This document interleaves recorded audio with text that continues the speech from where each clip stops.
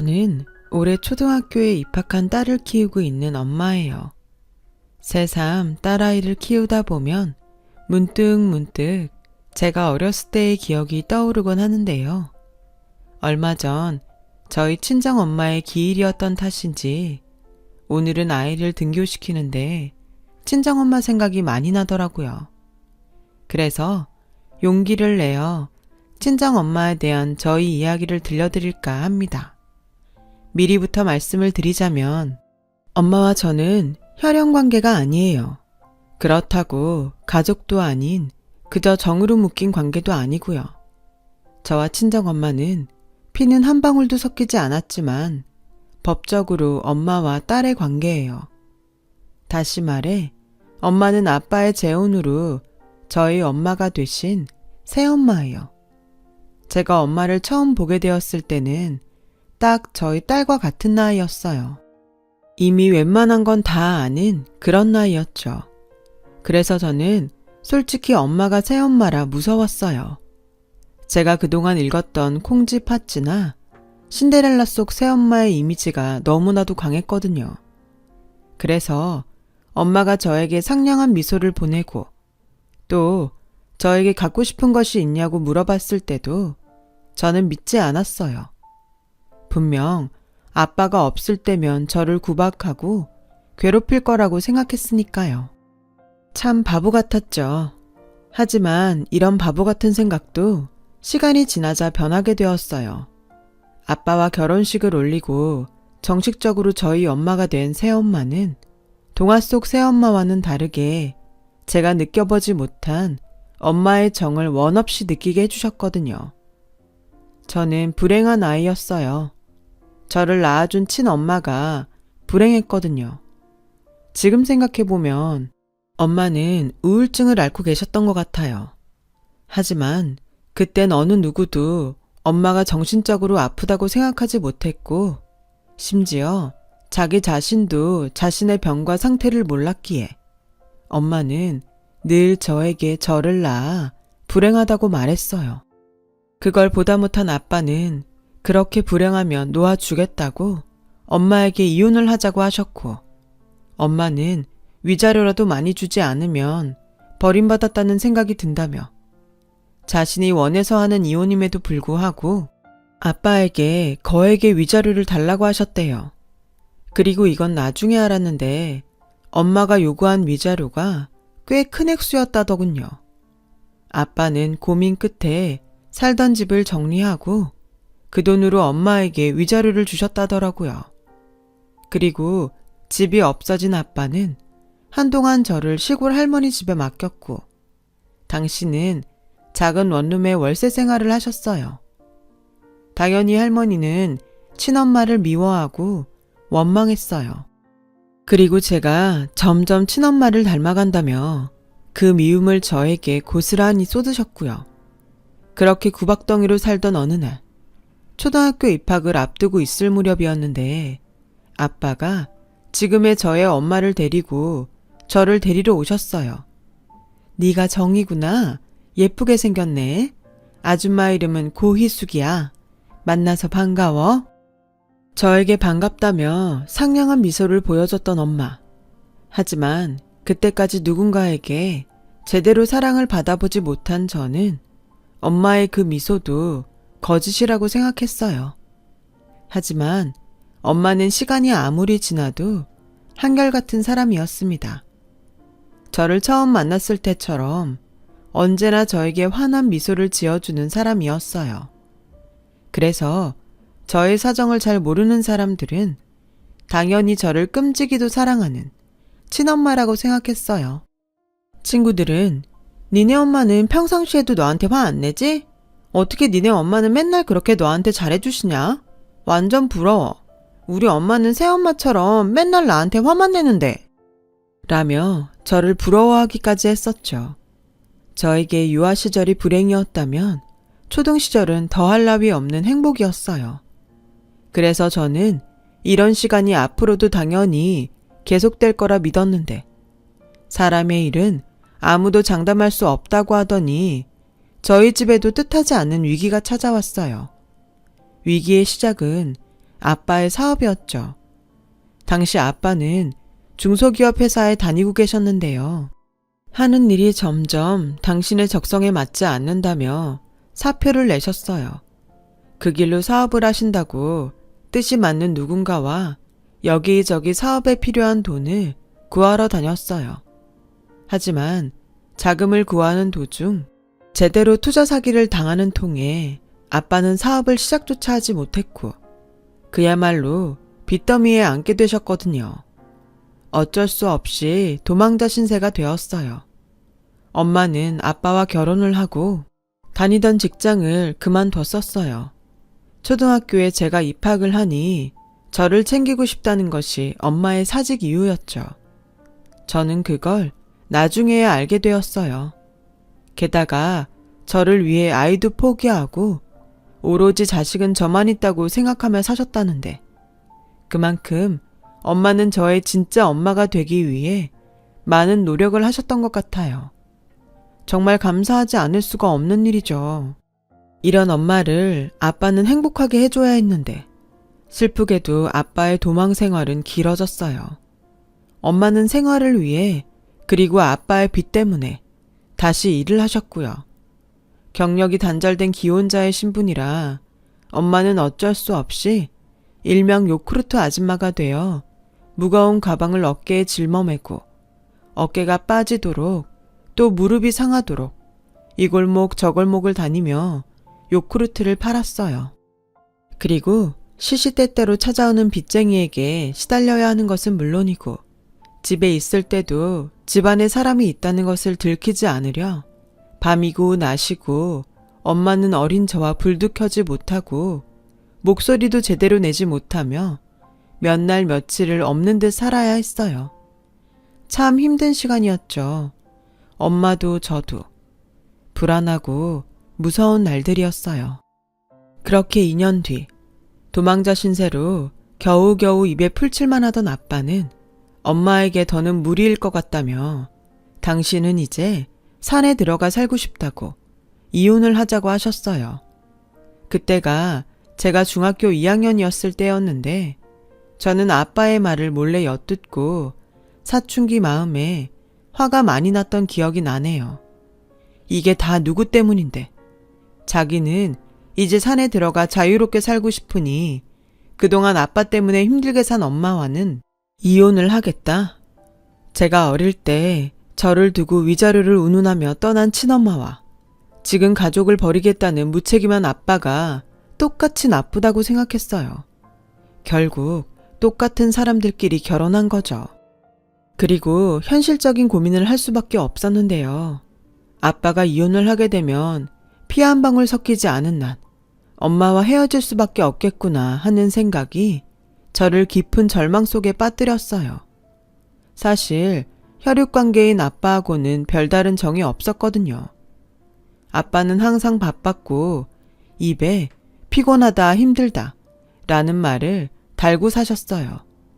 그래서 저는 청소년이 되었을 때도 아빠와 이렇다 할 추억 하나가 없었고 그에 반면 엄마는 다른 엄마들과 다르지 않게 항상 저를 챙겨주신 것은 물론이고 제가 아무 말도 하지 않아도 이미 모든 것을 다 아는 듯 저의 뒷바라지를 해주셔서 이런 말이 어떻게 들릴지 모르지만 둘 중에 한 명과 살아야 한다면 아빠보다는 엄마와 살고 싶었어요. 하지만 그것도 쉽지 않았으니 그때 저는 어른의 선택에 따를 수밖에 없는 어린 나이였죠. 운 좋게 엄마와 지낼 수 있게 된다고 해도 아빠와 결혼할 때부터 아빠와 저를 탐탁지 않게 본 외갓집 식구들이 엄마의 선택을 찬성해 줄지 모를 일이었어요. 결국 이래저래 저는 어쩔 수 없이 핏줄로 이어진 아빠를 따라갈 팔자였죠. 그런데 일주일 후 저는 그날따라 더욱 우울한 마음으로 학교에 다녀왔는데 무슨 일인지 엄마가 요크루트 장사를 나가지 않고 집에서 저를 기다리고 계셨어요. 아주 큰 가방을 옆에 두고서요. 그리고 저에게 정이야, 엄마가 할 말이 있어. 이리 와볼래? 라며 말씀하셨는데 저는 속으로 아, 올 것이 왔구나 하며 쭈뼛쭈뼛 엄마에게로 가서 앉았어요. 이런 이야기 하게 돼서 엄마가 미안한데 엄마는 아빠랑 이혼을 하기로 했어. 아빠가 너무 힘들대. 엄마, 아빠가 마음에 없는 소리 하는 걸 거야. 사실 아빠도 속으로 엄마랑 헤어지기 싫다고 생각하고 있을걸? 그러니까 제발. 엄마도 처음엔 그렇게 생각했어. 근데 아니더라고. 아빠는 이제 더 이상 누군가를 책임지며 힘들게 살고 싶지 않대. 너도 알겠지만 아빠가 돈 때문에 마음을 아주 많이 다쳤잖아. 그래서 아빠는 이 집을 팔아서 빚을 갚고 산에 들어가 조용히 살고 싶은가 봐. 근데 아빠는 너를 다시 할머니 집으로 보내려고 하는 것 같아서. 뭐? 나 다시 할머니 집에 가라고? 그래서 엄마는 우리 딸만 좋다고 하면 엄마가 너를 데려가고 싶은데 너는 어때? 우리 딸만 좋다고 하면 엄마가 아빠한테 부탁해 볼게. 저는 속으로 당연히 엄마를 따라가고 싶었어요. 하지만 혈연 관계도 아닌 엄마한테 어쩐지 미안한 생각도 들고 또 외갓집 식구들이 어떻게 나올지 무서워 저는 대답을 기다리는 엄마 앞에서 우물쭈물 아무 말도 하지 못했는데요. 미안해. 선택하기 힘들지? 그래도 아빠는 정의를 낳아주신 분이고 엄마는 피 한 방울 섞이지 않았으니까. 아니야. 나는 절대 그래서 망설이는 게 아니야. 다만 저는 어쩔 수 없이 제 마음에 걸리는 이야기를 엄마에게 했어요. 그러자 엄마는 고개를 끄덕이셨고 저의 손을 잡으시며 이렇게 말씀하셨죠. 몰랐어. 우리 딸이 거기까지 생각하는지. 근데 정이야, 그건 네가 걱정하지 않아도 돼. 엄마가 알아서 할 거야. 그 일은 엄마 몫이잖아. 아빠를 선택한 것도 엄마고 정이 엄마가 되겠다고 선택한 것도 엄마니까 넌 그냥 네가 어떻게 했으면 좋은지만 알려주면 돼. 저는 엄마의 말에 엄마와 헤어지고 싶지 않다고 말했어요. 게다가 아빠와 사는 것도 아니고 할머니 손에 맡겨질 텐데 저는 혈육이지만 아빠보다는 엄마의 손을 잡기로 했어요. 엄마는 저의 선택에 환한 얼굴로 고맙다고 말씀하셨어요. 고마운 건 오히려 저였는데 말이에요. 혈육도 아닌 저를 품어준 엄마가 너무 고마워서 평생 엄마 속을 썩이지 않는 착한 딸이 되겠다고 다짐을 했어요. 그래서인지 저는 누가 뭐라고 하지 않아도 엄마가 기뻐할 일만 골라 하는 아이가 되어갔죠. 그렇게 고3이 되었고 엄마는 요크루트 판매를 그만두고 2년 전부터 8평 남짓한 곳에서 김밥집을 운영하셨는데 그때 당시 저는 처음으로 엄마와 작은 트러블을 겪었어요. 대학 때문이었죠. 대학 진학을 포기하고 바로 공무원 시험을 준비하려 했어요.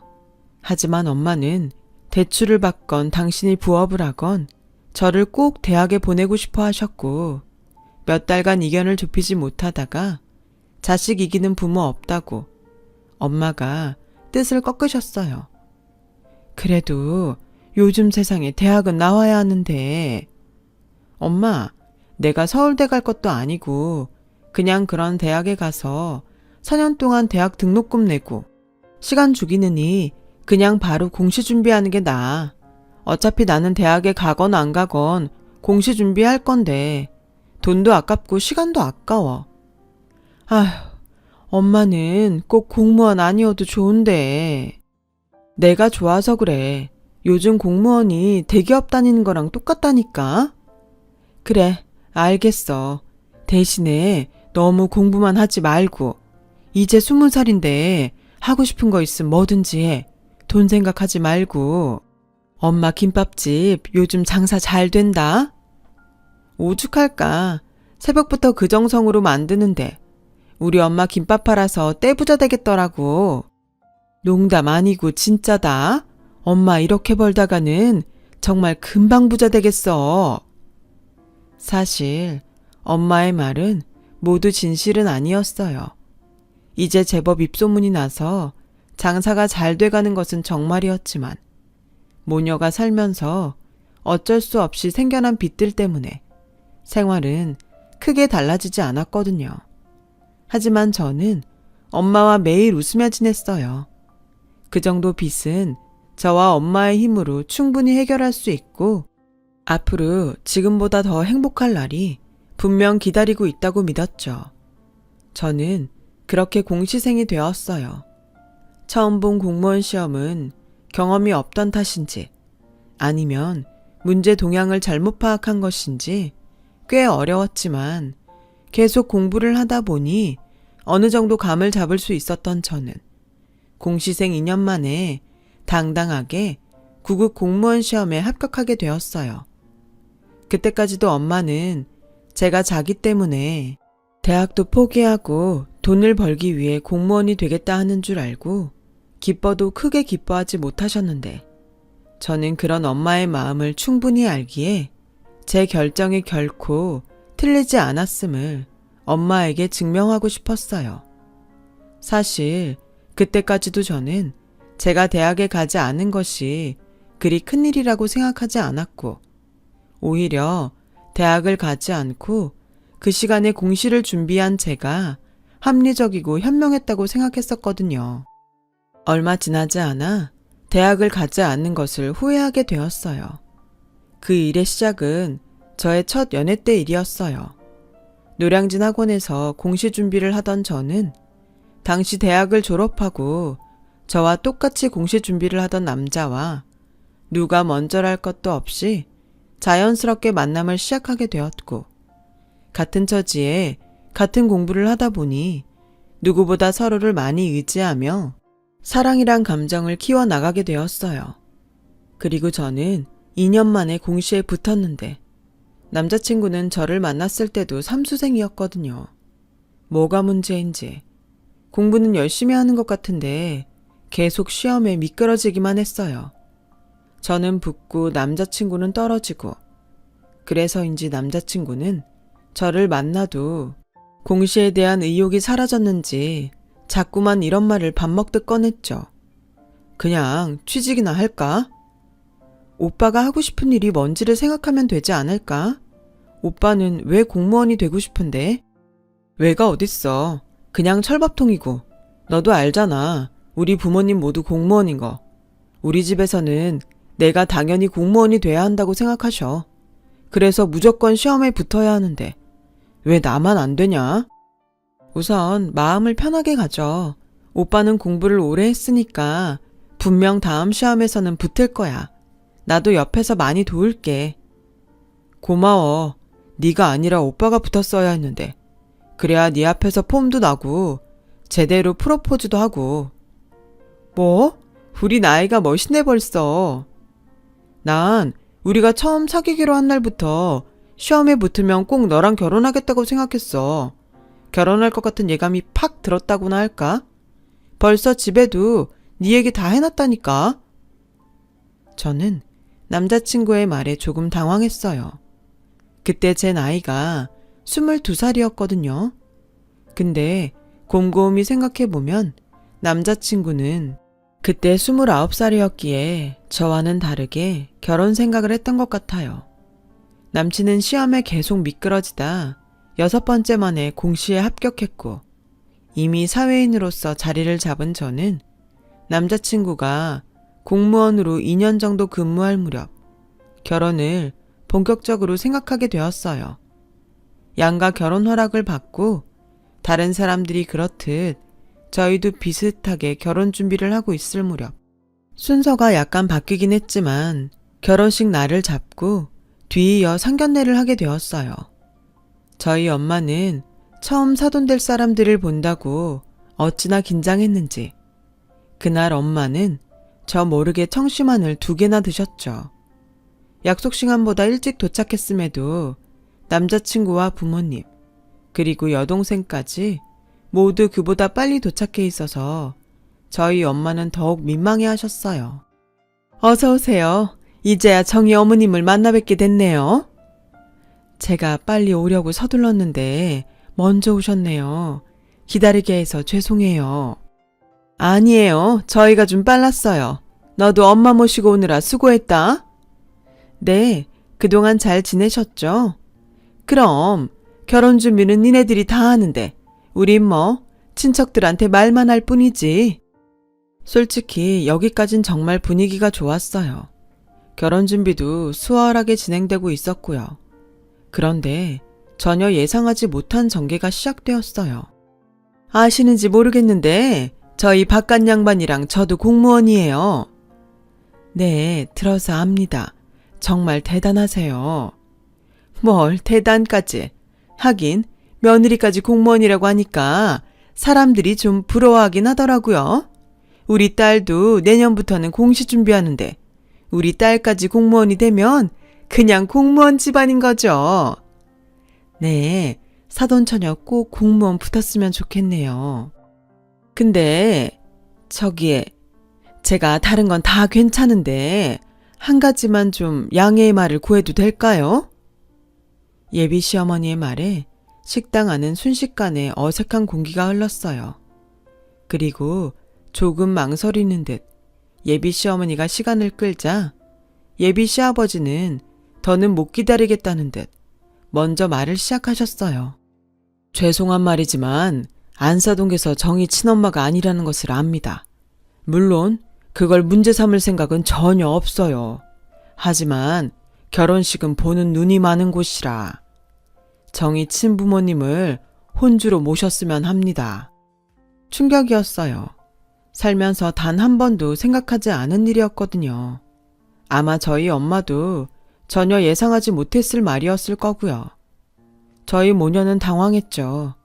그리고 저는 화가 나서 저희 엄마가 뭐라고 할 새도 없이 제가 먼저 대답했어요.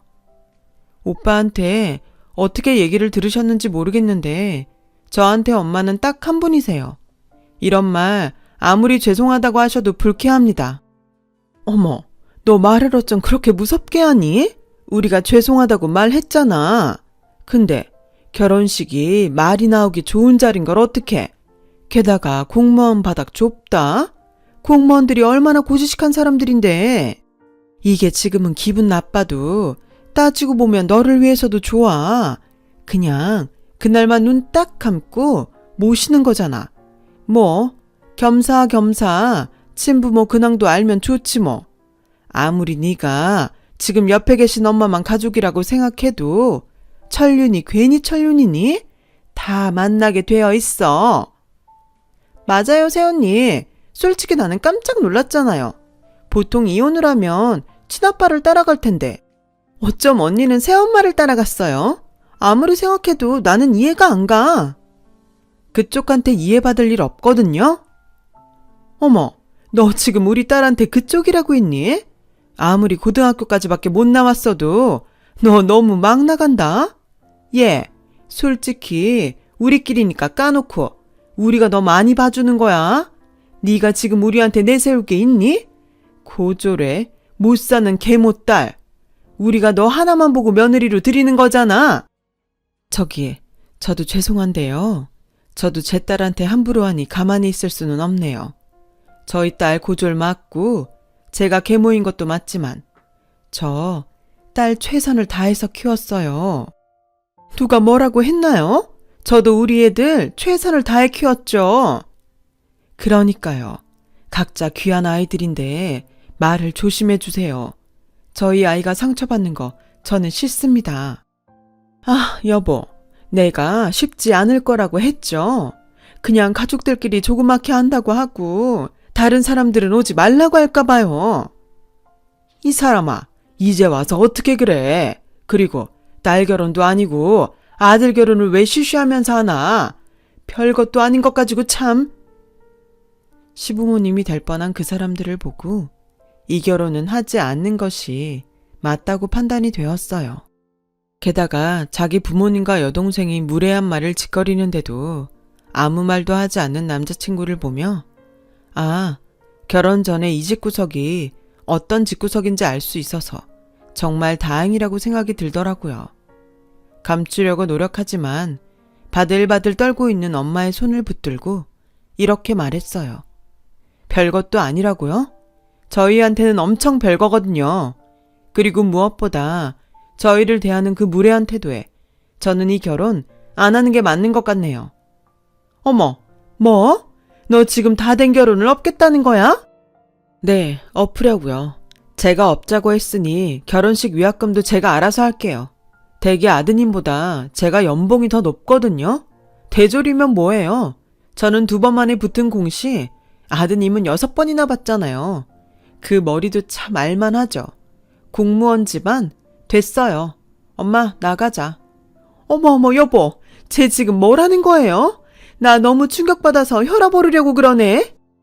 저는 뒤에서 무슨 생쇼를 하건 신경 쓰지 않고 엄마의 손을 잡고 그곳을 나왔어요. 그리고 택시를 잡아 타려고 길가에 섰는데 남자친구가 뛰어왔고 저는 미안하다고 사과하려는 줄 알았는데 이 자식이 하는 말이 정말 들어줄 수가 없더라고요. 그렇게 가면 어떡해. 우리 엄마 지금 쓰러지시고 난리 났어. 정말 이대로 결혼 엎을 거야? 지금 당장 가서 사과드리고 다시 얘기하자. 뭐? 사과? 웃기고 있네. 너나 우리 엄마한테 사과해. 너 정말 그래서 기어이 결혼 안 한다고? 안 해. 절대 안 해. 내가 지금 네 엄마처럼 쇼하는 것 같아? 야, 최정희. 아무리 화가 났어도 그렇지. 너 지금 말이 왜 그러냐? 왜? 내 말이 거슬려? 그럼 니네 가족들이 우리한테 하는 말은 어땠는데? 그냥 네가 좀 이해하면 안 돼? 우리 사랑하잖아. 사랑 같은 소리 하네. 난 사랑도 예의 없으면 안 해. 우리 엄마한테 함부로 하는 니네 공무원 집안 저도 안 가져. 그만해 정이야. 엄마는 괜찮아. 너 왜 이렇게 화를 내니? 진정해. 엄마, 나는 안 괜찮아. 이딴 결혼 안 하면 그만이야. 그러니까 엄마도 주눅 들지 마. 엄마가 대학 가라고 했을 때 안 간 건 나고 엄마 이혼했을 때 엄마 따라간다고 한 것도 나잖아. 근데 왜? 왜 엄마가 다 참아? 난 절대 안 참아. 저는 말하는 도중 감정에 복받쳐서 길거리에서 엉엉 울고 말았어요. 그러자 남자친구는 짜증난다는 얼굴로 자기네 가족이 있는 곳으로 돌아갔고 엄마의 품에 안겨 한참을 울다 겨우 집으로 돌아왔어요. 그렇게 저는 파혼을 했어요. 그 웃기지도 않는 집에선 자기네가 파혼하자고 한 걸로 해주면 문제 삼지 않겠다나 뭐라나 짓거렸지만 저는 싫다고 했어요. 그래서 최대한 떠들 수 있을 만큼 떠들고 다녔고 공무원 바닥이 좁긴 좁은지 한 달도 되지 않아 아는 사람끼리 소문이 돌고 돌았더라고요. 저는 괜찮았어요. 이번 일로 결혼 따윈 하지 않아도 된다는 생각을 하게 되었고 엄마는 그날 이후 계속 자기는 괜찮으니 다른 좋은 사람이 있으면 만나라고 수소문해서라도 아빠라도 찾아 결혼식에 참석할 수 있게 자기가 하겠다고 하는데 정말 진심으로 싫었어요. 그래서 그 당시엔 엄마한테도 화를 제법 냈던 것 같아요. 속마음은 아니었지만요. 바보처럼 착하기만 한 우리 엄마, 이 험한 세상 제가 지키지 않으면 누가 지키겠어요. 그래서 저는 기꺼이 자발적 독신주의자가 되기로 했죠. 그런데요, 세상은 왜 자꾸 제 마음처럼 되지 않는 걸까요? 저희 소문이 돌 대로 돌아 이미 모르는 사람이 없었는데 저에게 다가오는 남자가 한 명 있었어요. 저보다 나이는 조금 많은데 저희 주민센터에서 사람 좋기로 첫째 손가락에 꼽는 사람이었고 처음엔 내가 불쌍해 보이나? 라고 생각해서 그 남자의 호의를 무시했거든요. 그 한결같은 외사랑이 1년이 넘어가자 저도 진심이라는 것이 느껴졌어요. 그래서 아주 조심스럽게 3년이란 연애를 하게 되었어요.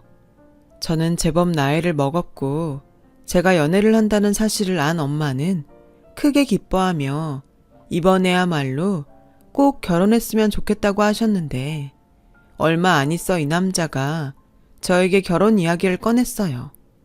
하지만 우리끼리 좋아도 지난번처럼 불미스러운 일이 벌어지는 것은 싫었기에 은근히 결혼까지는 생각하고 싶지 않더라고요. 자기 부모님께 인사만 드리면 안 되냐고 사정사정을 하더군요. 그래서 그냥 식사 정도만 한다 생각하고 못 이기는 척 그 사람 집에 초대를 받고 방문했는데 먼저와는 너무나도 다른 분위기의 부모님을 뵐 수 있었어요. 갑자기 집으로 불러서 놀라진 않았어요. 내가 너무 보고 싶어서 우리 아들한테 한 번만 보여달라고 얼마나 졸랐는지 몰라요. 아, 네. 초대해 주셔서 감사합니다. 입에 맞을까 모르겠지만 내가 정성껏 준비했어요. 이리 와요. 당신도 식사하세요. 주인공이 와야 먹을 수 있다고 해서 한참을 기다렸네. 저 사람 요리하는 거 엄청 좋아해서 맛있다고 하면 앞으로 계속 초대할 거예요. 앞으로 계속 오면 좋겠네. 여보, 주책이야 정말. 알았어. 희망사항이야. 참 보기 좋은 부부라는 건 저런 모습이지 않을까 생각되는 두 분이셨어요. 우리 엄마도 아빠랑 끝까지 저렇게 사셨으면 얼마나 좋았을까. 맛있는 음식보다도 따뜻하고 화목한 집 풍경이 너무나도 좋았어요. 그래서 아주 조심스럽지만 또다시 결혼에 대해 고민했죠. 이번엔 저희 엄마도 사위될 그 사람에게 너무나도 호감을 보이셔서 저는 기쁜 마음으로 결혼을 결심했어요. 그리고 정말 감사하게도 지난번 같은 일은 일어나지 않은 채 무사히 결혼식을 올릴 수 있었습니다.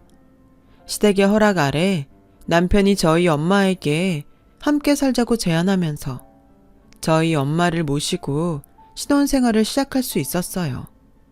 언제나 저희 집은 여자만 둘이었는데 남편 한 명이 더 있으니 어찌나 든든하던지요.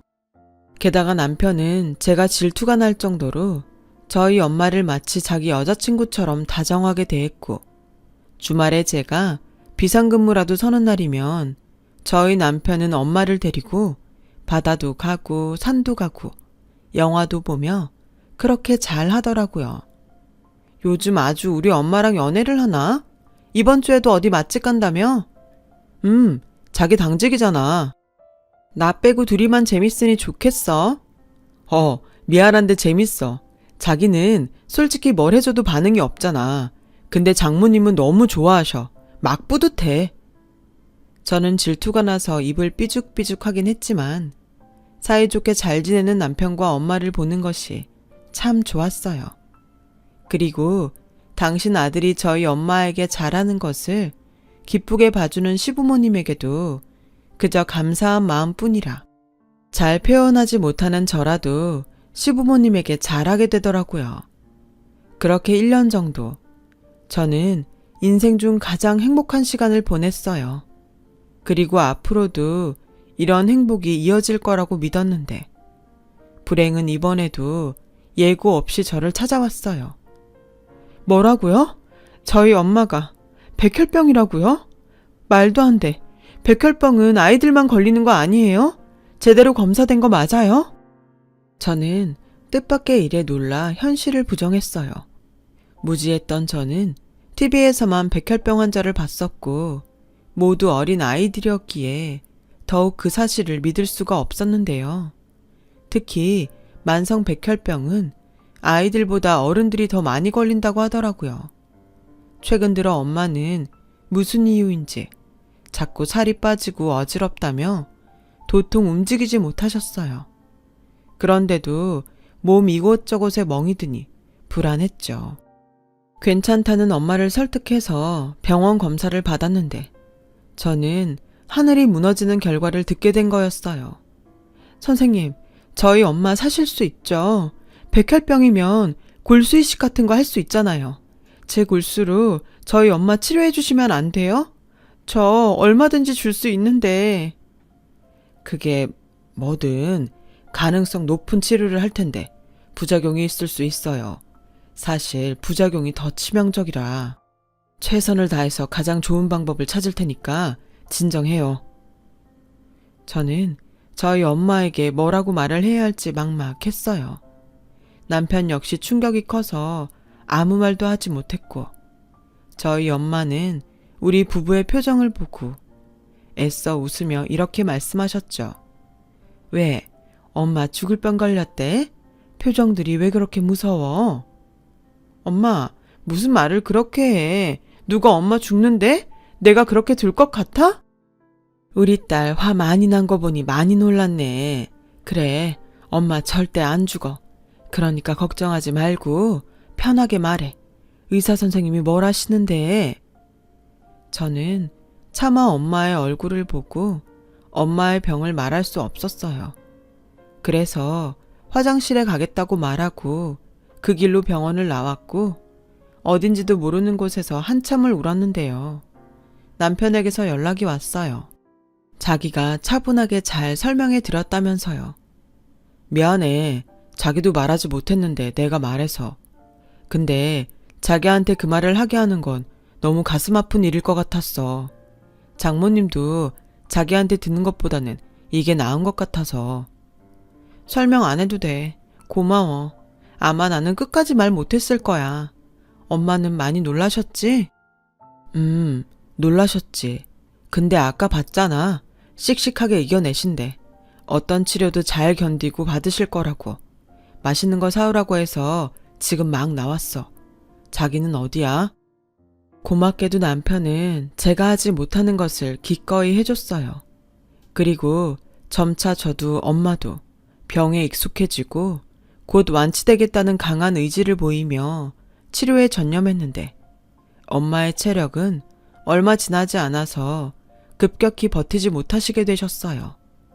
요즘 세상에 60대면 한창인 나이인데 저희 엄마는 살도 근육도 모두 쏙 빠지셨고 골수 채취를 하기 위해 침대에 누울 때면 너무 아프다며 울기도 했죠.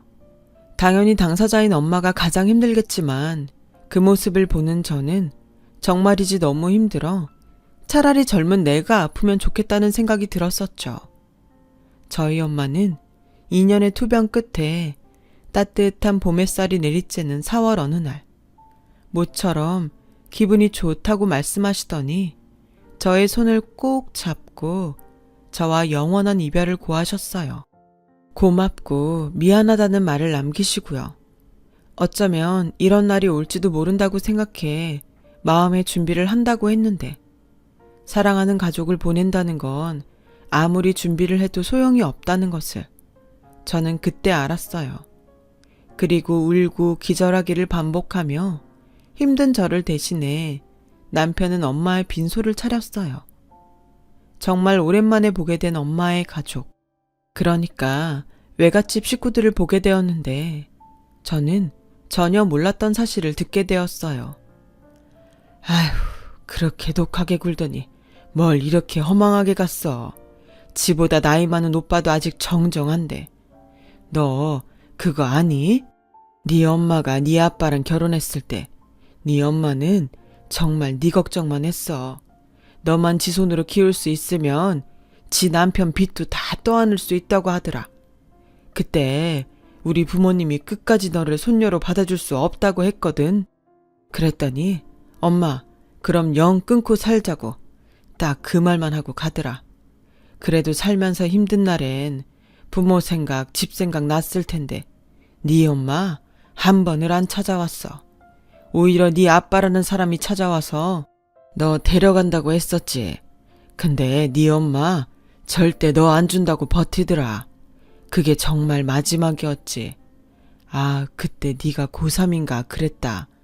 그만큼 네 엄마한테 너는 진짜 딸이었어. 엄마한테 잘해줘서 삼촌이 고맙고 미안하다. 저는 외삼촌의 말을 듣고 울고 또 울었어요. 엄마도 마지막에 고맙고 미안하다고 했는데 이 사람들은 도대체 저한테 뭐가 미안하고 고마울까요? 정말 미안하고 고마운 사람은 전데요. 그리고 정말 엄마는 저의 엄마가 되기 위해 모든 것을 버린 거였구나 하는 생각에 벌써부터 엄마가 보고 싶어졌어요.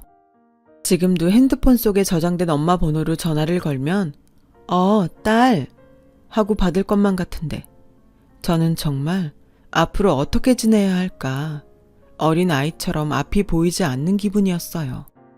그리고 발인이 있던 그날 아침 병원에서 엄마를 끝까지 돌봐주시던 간병인 이모가 엄마의 마지막 가는 길 인사를 왔고 엄마를 차가운 땅에 모시고 돌아오는 버스 안에서 간병인 이모는 저에게 예쁜 꽃그림이 그려진 편지 봉투를 건네주셨어요. 엄마가 전해주라고 하셨어. 저는 한눈에 봐도 엄마의 필체라는 것을 알 수 있었습니다. 이것이 엄마가 저에게 처음이자 마지막으로 남겨준 편지였어요. 그리고 저는 떨리는 손으로 편지를 열었고 길지 않았지만 마음은 차고도 넘치는 엄마의 마음을 알 수 있었어요.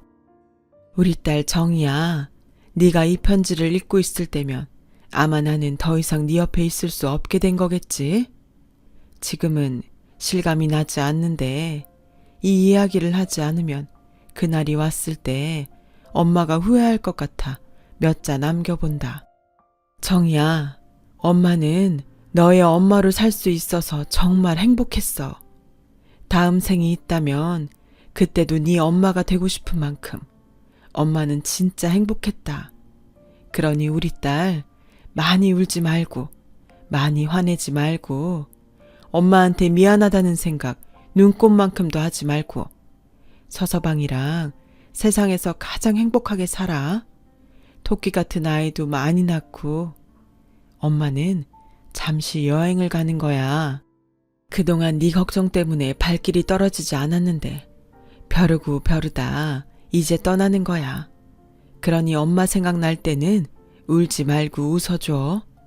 엄마가 너를 낳지 못해서 그리고 진짜 엄마가 아니어서 늘 미안했어. 우리 다음 생에는 진짜 모녀로 다시 만나자. 그땐 엄마가 더 잘할게. 우리 딸 아프지 말고 건강하렴. 사랑한다. 저는 편지의 마지막을 나중에서야 읽었어요. 읽다가 너무 울어서 또 쓰러져 버렸거든요. 엄마는 알까요? 엄마를 만난 그 순간부터 저는 모든 순간이 기적이었다는 것을요. 저는 엄마의 바램처럼 엄마가 생각나는 날에는 많이 웃어요. 함께한 모든 날이 추억이더라고요. 이렇게 멋진 추억을 남겨줬는데 엄마는 뭘 그렇게 걱정을 했을까요? 엄마, 여행은 즐거워? 나는 엄마가 즐겁게 여행하는 모습을 가끔 상상해. 평생 여행이라고는 가는 법이 없었는데 엄마, 좋은 구경 많이 해요. 그리고 언젠가 우리 다시 꼭 만나자. 우리 그때도 가족하는 거지? 세상에 영원한 건 없는 것 같아요. 지금 당장 옆에 있는 사람에게 고맙다고 사랑한다고 말해보는 건 어떨까요? 지금 이 순간을 영원처럼 행복하시길 진심으로 바랍니다. 여러분, 사연 댓글에 응원과 현명한 조언 부탁드려요. 좋아요와 구독은 저에게 큰 힘이 됩니다. 오늘도 좋은 일 가득하세요.